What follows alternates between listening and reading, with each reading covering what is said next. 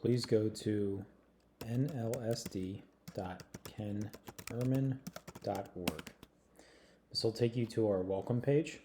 All of our information from our first in-service day together is linked in there, and everything from our second day together of embedded coaching is in here. If you go to that link, it's just our agenda from our time together, which isn't as important.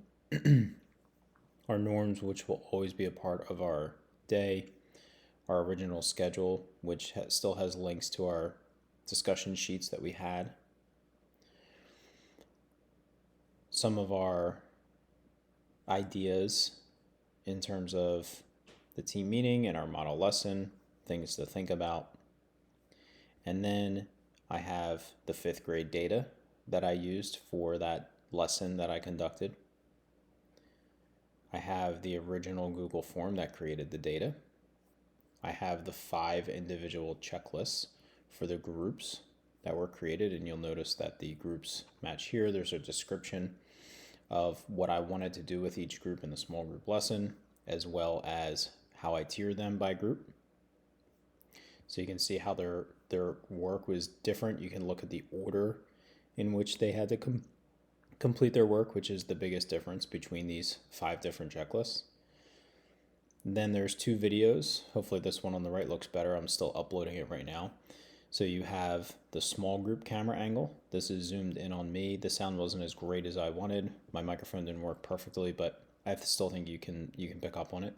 So you can watch my small group lesson deliveries in this. This is going to be more of a wide angle shot of the entire classroom. The audio in here isn't super important. It's more of observing how the students are working independently.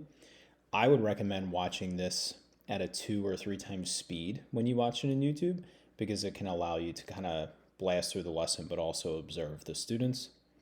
And then I offered my own reflection of what I saw when I watched and looked back at these lessons.